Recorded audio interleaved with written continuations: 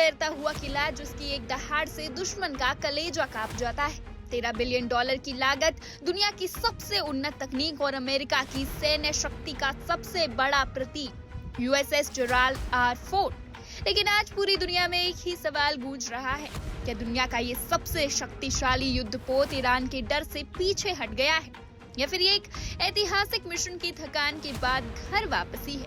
जी हाँ, सनसनीखेज खबर स्ट्रेट ऑफ जिब्राल्टर से आ रही है। पिछले 300 से ज्यादा दिनों से भूमध्य सागर और ईरान के मुहाने पर तैनात रहने वाला अमेरिकी सुपर कैरियर अब अटलांटिक महासागर में दाखिल हो चुका है। जून 2025 से शुरू हुई ये तैनाती वियतनाम युद्ध के बाद से अमेरिकी नौसेना के इतिहास की सबसे लंबी और सबसे चुनौतीपूर्ण तैनाती में से एक बन गई है। ये कोई सामान्य सफर नहीं था। जब मध्य पूर्व में बारूद की गंध फैली थी, जब लाल सागर से लेकर ईरान की सीमा तक तनाव चरम पर था, तब इसी फोर्ड ने ऑपरेशन एपिक फ्यूरी के तहत मोर्चा संभाला था। लेकिन सोशल मीडिया पर अब दावों का बाजार गर्म है। दावा नंबर 1, क्या ईरान के बढ़ते खतरों और ड्रोन हमलों के दबाव ने अमेरिका को पीछे हटने पर मजबूर किया? दावा नंबर 2, क्या 11 महीनों की लगातार ड्यूटी ने इस महाशक्तिशाली जहाज के पुर्जे ढीले कर दिए? खबरें तो ये भी है कि समुद्र के सुल्तान को पिछले कुछ महीनों में जहाज पर आग लगने, प्लम्बिंग की समस्या और मेंटेनेंस में बड़ी दिक्कतों का सामना करना पड़ा।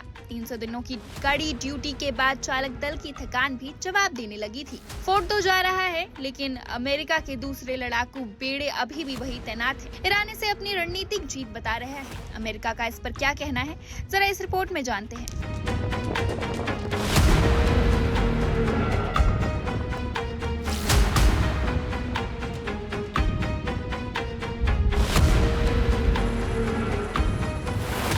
क्या होता है जब अमेरिका का सबसे शक्तिशाली युद्धपोत ईरान संघर्ष क्षेत्र के पास महीनों बिताने के बाद अचानक वापस लौट आता है?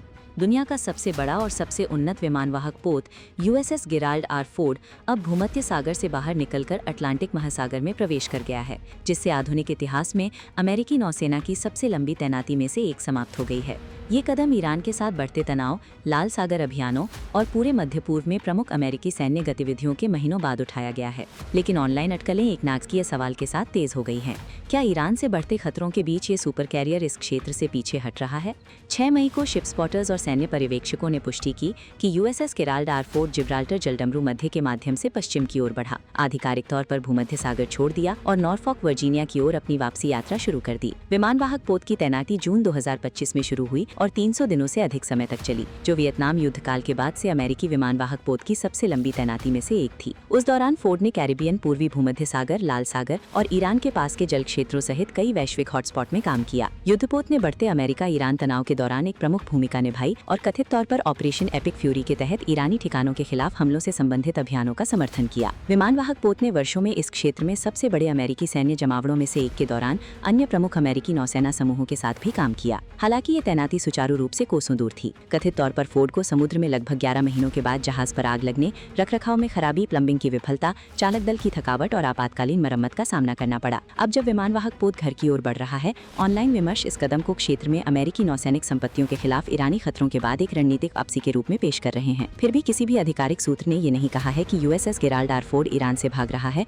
या सीधे सैन्य दबाव में पीछे हट रहा है। इसके बजाय सैन्य विश्लेषक इस आवाजाही को रिकॉर्ड तोड़ तैनाती के बाद एक योजनाबद्ध रोटेशन के हिस्से के रूप में वर्णित करते हैं। अन्य अमेरिकी वाहक समूह मध्य पूर्व और उसके आसपास अपना परिचालन जारी रखे हुए हैं। लेकिन आधिकारिक स्पष्टीकरणों के बावजूद ये हालात तीव्र वैश्विक बहस को हवा दे रहे हैं। ईरान के समर्थकों के लिए इस प्रस्थान को ऑनलाइन इस प्रमाण के रूप में चित्रित किया जा रहा है कि अमेरिका का सबसे उन्नत सुपर कैरियर भी बढ़ते क्षेत्रीय संघर्ष के पास अनिश्चित काल तक नहीं रह सकता है। हालांकि वॉशिंगटन के लिए ये वापसी $13 बिलियन के उस तैरते किले के लिए एक ऐतिहासिक और ऑपरेशनल रूप से थका देने वाले मिशन के अंत का प्रतीक है, जिसने वैश्विक तनाव के केंद्र में लगभग 1 साल बिताया। वन इंडिया को सब्सक्राइब करें और कोई भी अपडेट मिस न करें।